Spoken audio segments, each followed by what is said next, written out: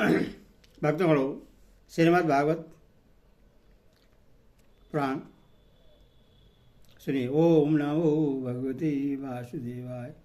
श्रीमद् भागवत पुराण में भक्तगणों आपको द्वितीय स्कंद का पहला अध्याय में ध्यान विधि और रोगान के विराट स्वरूप का वर्णन की कथा कहूँगा।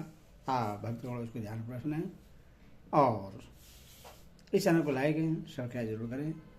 कथा सुनिए।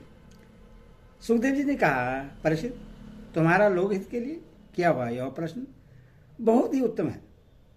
मनुष्य के लिए जितनी बातें सुनने, स्मरण करने या कीर्तन करने की हैं, उन सब में यह श्रेष्ठ है। आत्मज्ञानी महापुरुष ऐसे ही प्रश्न का बड़ा आदर करते हैं। राजेंद्र, जो गृहस्थ घर के काम धंधों में उलझे हुए हैं, अपने स्वरूप को नहीं जानते, उनके लिए हजारों बातें कहने, सुनने एवं सोचने करने की रहती है। उनकी सारी उम्र यूं ही बीत जाती है। उनकी रात नींद या स्त्री प्रसंग से कटती है और दिन धन की हाय हाय या कुटुंबियों के भरण पोषण में समाप्त हो जाता है। संसार में जिन्हें अपना अत्यंत घनिष्ठ संबंधी कहा जाता है, वह शरीर, पुत्र, स्त्री आदि कुछ नहीं है, असत है। परंतु जीवन के मोह में ऐसा पागल सा हो जाता है कि रात दिन उनको मृत्यु का ग्रास होते देखकर भी चेतना नहीं।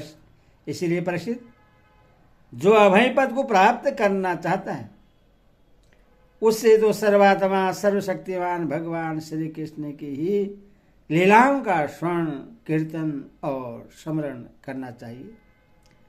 मनुष्य जन्म का यही इतना ही लाभ है कि चाहे जैसे हो, ज्ञान से, भक्ति से अथवा अपने धर्म की निष्ठा से जीवन को ऐसा बना लिया जाए कि मृत्यु के समय भगवान की स्मृति अवश्य बनी रहे। परीक्षित, जो निर्गुण स्वरों में स्थित है एवं विधि निषेध की मर्यादा को लाग चुके हैं, वे बड़े बड़े ऋषि मुनि भी प्राय हो भगवान के अनंत कल्याणमयी गुण गणों के वर्णन में रमे रहते हैं। द्वापर के अंत में इस भगवद रूप अथवा बेतुल्य श्रीमद् भागवत नाम के महापुराण का अपने पिता श्री कृष्ण देवपायन से मैंने अध्ययन किया था। राशि मेरी निर्गुण स्वरूपा परमात्मा में पूर्ण निष्ठा है। फिर भगवान श्री कृष्ण की मधुर लीलाओं ने बलात् मेरे हृदय को अपनी ओर आकर्षित कर लिया।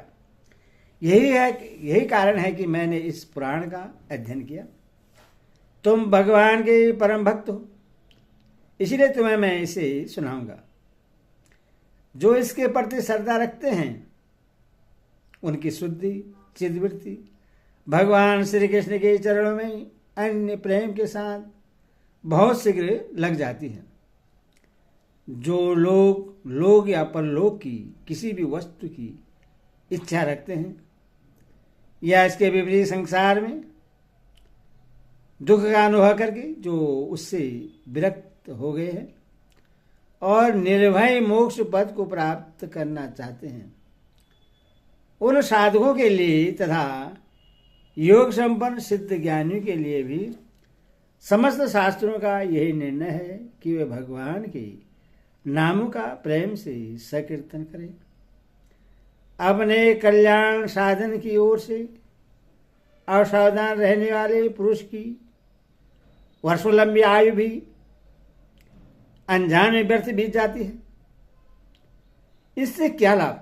सावधानी से ज्ञानपूर्वक बिताई हुई घड़ी 2 घड़ी भी श्रेष्ठ है, क्योंकि उसके द्वारा अपने कल्याण की चेष्टा तो की जा सकती है। राशि खंडवाक अपनी आयु की समाप्ति का समय जानकर 2 घड़ी में ही सब कुछ त्याग कर भगवान के अभय पद को प्राप्त हो गए। परीक्षित, अभी तो तुम्हारे जीवन की अवधि 7 दिन की है। इस बीच में ही तुम अपने परम कल्याण के लिए जो कुछ करना चाहिए सब कर लो। मृत्यु का समय आने पर मनुष्य घबराए नहीं। उससे चाहे कि वह वैराग्य के स्वस्थ शरीर और उससे संबंध रखने वालों के प्रति ममता को काट डाले। धैर्य के साथ घर से निकलकर पवित्र तीर्थ के जल में स्नान करें और पवित्र तथा एकांत स्थान में विधिपूर्वक आसन लगाकर बैठ जाए। तब सा परम पवित्र औम इन 3 मात्राओं से युक्त परवण का मन ही मन जप करें। प्राणवायु को वश में करके मन का दमन करें और एक क्षण के लिए भी परवण को न भूलें। बुद्धि की सहायता से मन के द्वारा इंद्रियों को उनके विषयों से हटा ले और कर्म की वासनाओं से चंचल हुई मन को विचार के द्वारा रोककर भगवान के मंगलमय रूप में लगाए। स्थिर चित्त से भगवान के विग्रह में से किसी अंग का ध्यान करें। इस प्रकार एक एक अंग का ध्यान करते करते विषय वासना से रहित मन को पूर्ण रूप से भगवान में ऐसा तल्लीन कर दें कि फिर और किसी विषय का चिंतन ही न हो। वही भगवान विष्णु का परम पद है, जिसे प्राप्त करके मन भगवत प्रेम रूप आनंद से भर जाता है। यदि भगवान का ध्यान करते समय मन रजोगुण से विक्षिप्त या तमोगुण से मूढ़ हो जाए तो घबराए नहीं। धैर्य के साथ योग धारणा के द्वारा उसे वश में करना चाहिए, क्योंकि धारणा उक्त दोनों गुणों के दोषों को मिटा देती है।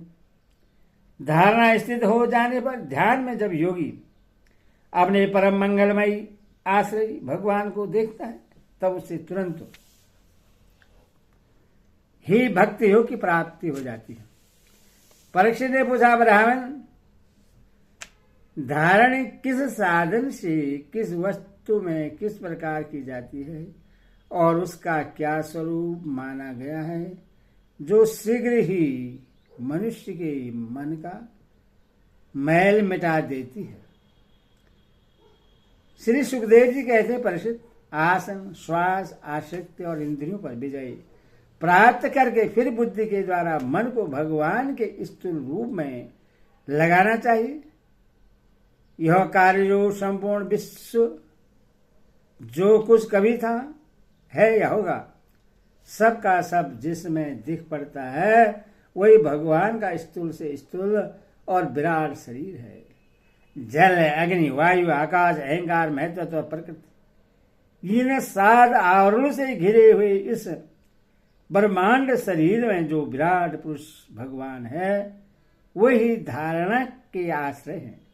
उन्हीं की धारणा की जाती है। तत्व के पुरुष उनका इस प्रकार वर्णन करते हैं, पाताल विराट पुरुष के तलुए हैं, उनकी एड़ियां और पंजे रसातल हैं, दोनों गुलवेड़ी के ऊपर गांठे महातल हैं, उनके पैर के पिंड तलातल हैं, विष्णुमूर्ति भगवान के दोनों घुटने सुतल हैं, जांघें बितल और अतल हैं, पेड़ू भूतल हैं और परीक्षित उनके नाभि रूप सरोवर को ही आकाश कहते हैं। आदि पुरुष परमात्मा की छाती को स्वर्गलोक, गले को महालोक, मुख को जनलोक और ललाट को तपोलोक कहते हैं। उन सहस्त्र सिर वाले भगवान का मस्तक समूह ही सत्यलोक है। इंद्रादि देवता उनकी भुजाएं हैं, दिशाएं कान और शब्द श्रवणेन्द्रिय हैं। दोनों अश्विनी कुमार उनकी नासिका के छिद्र हैं। गंध ज्ञानेन्द्रिय है और धधकती हुई आग उनका मुख है। भगवान विष्णु के नेत्र अंतरिक्ष हैं, उनमें देखने की शक्ति सूर्य है। दोनों पलकें रात और दिन हैं। उनका भूविलास ब्रह्मलोक है। तालु जल है और जिहा रस है। वेदों को भगवान का ब्रह्मांत्र कहते हैं और यम को दाढ़। सब प्रकार के सनेदांत हैं और उनकी जगमोहनी माया को ही उनकी मुस्कान कहते हैं। यह अनंत सृष्टि उसी माया का कटाज विवेक से है। लज्जा ऊपर का होठ और लोभ नीचे के होठ है। धर्म स्तर और अधन पीठ है। प्रजापति उनके मूत्र इंद्रिय है। मित्रा और अंडकोश है। समुद्र कोख है और बड़े बड़े पर्वत उनकी हड्डियां हैं।